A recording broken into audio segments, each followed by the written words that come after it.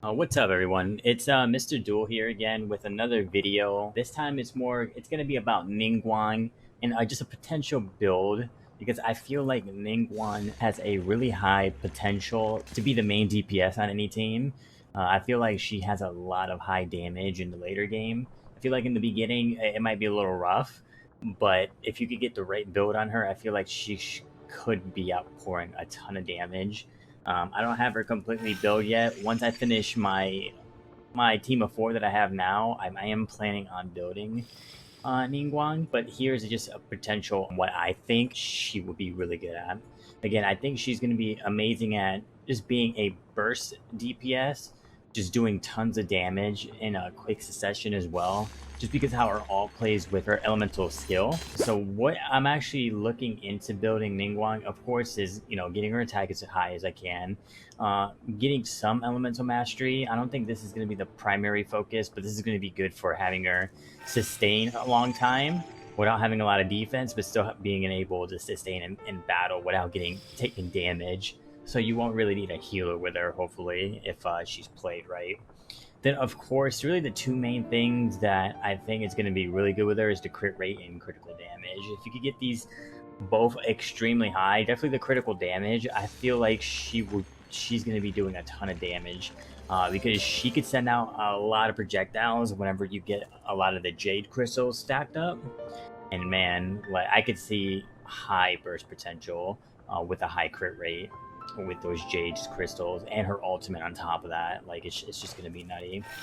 And some energy recharge as well. If we could get this somehow in substats, I'm not sure if you would want this on a main artifact, but having this on a substat, a couple of these would actually I would benefit her a lot because if you could pump that the ult a lot, I feel like that's gonna do so much damage because how it auto locks on the enemies. It's just so good. And of course, the last one other thing to look for, I would say, is the geo damage bonus, which I already have a specific percentage on her, so which is already really good. And so we're gonna just look at the weapons that I have at the moment and the potential other weapons that I'm gonna use. So here I have the sacrificial fragment, which gives elemental mastery as the substat of the book. I think elemental mastery is good. I don't think you really need it as a substat as your weapon. But at the moment, I don't have anything better, or I do have something better. It's just not leveled up at the moment. The other one I do have is the Soul Pearl, but I'll get to that here in a second.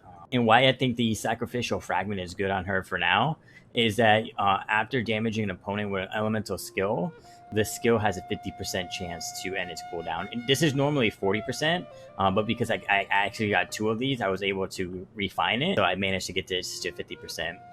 The only downside is it takes roughly around 30 seconds for this to keep occurring. With her high damage, if you're able to get the cooldown multiple times and then have a high recharge rate and get the ultimate also really fast, this would actually have really high potential because she needs her elemental skill to be out for her ultimate to do more damage. So having the skill come up even faster would definitely benefit Ningguang a lot. So this is a pretty good weapon, I would say, for her. But the better weapon, I would say, is the Solo Pearl. I took a chance because I really do believe Ningguang has a high potential just to do damage, lots of damage, really. So I took a chance with the Battle Pass weapon, the Pearl, and I'm gonna test this out in the future. I do have the resources, but I just don't want to put it into Ningguang at the moment. This does normal attacks, increase elemental skill and elemental burst damage by 20% for 6 seconds. So yeah, that's already extremely massive. And then it does the likewise effect, elemental skill or elemental burst hits increase normal attack damage, which is just huge. Her damage output is actually going to be insane. And if I can manage to even get this refined and this becomes dirty even to 40%, Ningguang is definitely going to be one of my favorite characters. Once I got her, I kind of knew how I was going to build her, but it's just looking a little crazy now. And then the best thing about this, honestly, is the crit rate because she doesn't have built-in crit rate anywhere. So having this crit rate on the weapon actually will help like a ton. So I can't wait to actually have this level 60 or level 70 and then get to test around and show you guys a video of a later build of Ningguang. The artifacts that I honestly think is going to be really good with her later in the game, I think late game, the Noblesse Oblige would be probably the best set in my, at least in my head for her, because she does elemental burst damage plus 20%. And then on top of that, once you use the burst, you get another 20%. So I'm not sure, I'm pretty sure this becomes a 40% as you use them at the same time. So she does even more damage together. Now, as in like early games, say AR 35, maybe in the 40s, I feel like the Wanderer's trope, the two-piece instructor and a two-piece wanderer's trope, the ones that give you elemental mastery, would be pretty good. Even a berserker set would be nice on her as well for the critical rate. I'm not sure if you would want the 24% or like the 4-piece for the 24, but a 2-piece with either like the wanderer's trope or the instructor would be pretty nice. And then for the cup, I would really recommend trying to find anything with geo damage. Again, if you're trying to look for sets, then just, again, try piece it together. Even the martial artist set seems kind of that would be good with her, because it just increases her overall damage with her abilities. So this would be also another 2-piece set that would be decent for her. She seems to have the most 2-piece sets that would like swap around with any of the other characters, or compared to any other characters. Even the 2-piece energy recharge would be good on her, because her ult is actually extremely good and it does a lot of damage. So if you're using her like a more of a support role, having like using just her ult a lot, energy recharge on Ningguang would actually be really good. But as the main DPS, I would say just more like damage percentage for either GL or just attack percentages would be really good on her. But I think if you're gonna build her support, where she just kind of like throws up her shield and then takes a lot of the damage for you, gets you the crystal, and then you kind of just, before the shield either gets destroyed, you all with her, change back. Kind of like that. Energy recharge would actually be a good substitute for most of the main stats that you would pick. I want to show you the actual like substats for this. This is like this is kind of like a perfect. I'm not sure what else I would change on this, but this is pretty much how I would love to see almost of the substats for all her items. Attack percentage or even pure attack. Either one would be fine. Elemental mastery, that'd be perfect. Critical damage, perfect. And then elemental recharge, perfect. Like, the only thing I would change would be elemental recharge for maybe even critical rate. But this is still good. Like, I wouldn't even complain about this. It's just so subtle. Like, this is nothing to really complain about. Yeah, I could get a more perfect build, but this is something that could like keep you over until you get something better. Again, this is really good because as for Ningguang, actually the more HP she has, the more her, I'm not sure what the elemental skill is actually called, but the one that brings up the wall to block arrows and does damage, the more health that Ningguang has, the more health that actual skill has. So it's actually really good to have HP on any of her substats as well. I mean, if you're building her just primarily DPS, of course, maybe you don't want the HP, but honestly, I don't mind building pretty hybrid.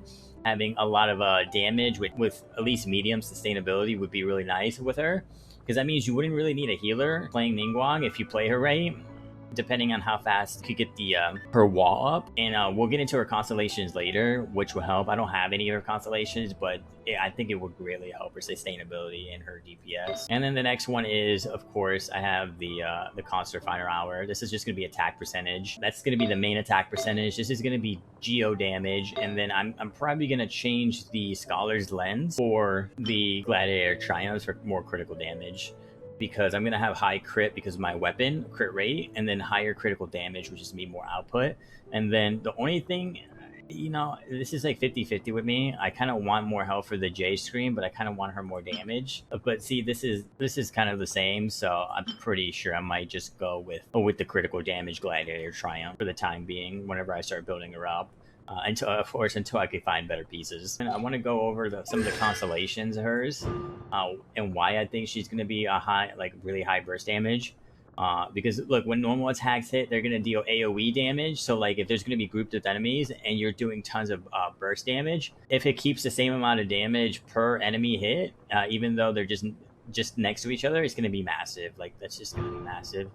And this is probably one of the best things. When J screen is shattered, the cooldown will reset. So say if an enemy destroys it really fast, you're able to get another one almost immediately, which would help with either her ultimate or just blocking even more damage. Just a lot more sustainability, which she has in her kit with high DPS.